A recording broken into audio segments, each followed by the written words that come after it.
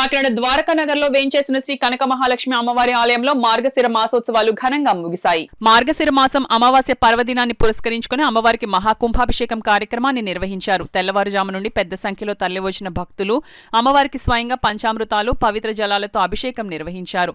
కార్యక్రమంలో మాజీ deputy mayor Arigela Srinivasarao, Bunni, స్థానిక నాయకులు అంకంరెడ్డి రాము నాయుడు, రిటైర్డ్ సిఐ ఆంజనేయులు, ఆలయ కమిటీ సభ్యులు, స్థానిక ప్రజలు, మహిళలు తరలివచ్చి అమ్మవారికి వారి స్వహస్తాలతో అభిషేకం నిర్వహించారు. ఈ సందర్భంగా అర్చకులు మాట్లాడుతూ ప్రతి ఏటా అమ్మవారికి మహాకుంభాభిషేకం కార్యక్రమాన్ని నిర్వహించి భారీ ఎత్తున అన్నప్రసాద వితరణ చేస్తున్నట్లు వెల్లడించారు. ఈ కార్యక్రమంలో ఆలయ ఈవో కృష్ణారెడ్డి, అర్చకులు కొండవీటి బ్రహ్మయ్య శాస్త్రి, దమ్మాల జగన్, మేనిడి సత్యబాబు పెద్ద సంఖ్యలో భక్తులు పాల్గొన్నారు.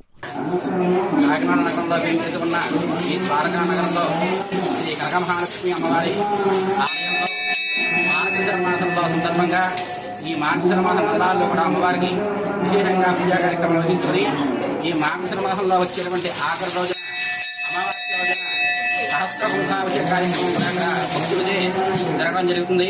ఈ యొక్క కుంభాభిషేక కార్యక్రమంలో ఈ గ్రామంలో వెళ్ళేటువంటి భక్తులందరూ కూడా అమ్మవారికి స్వయంగా ఇంటి ఆవు పాలు, పసుపు కుంకాలు, కొబ్బరి నీళ్లు, పుష్పాలతో అమ్మవారికి నీళ్లు ఇచ్చి అమ్మవారికి అభిషేకం చేయడం జరుగుతుంది.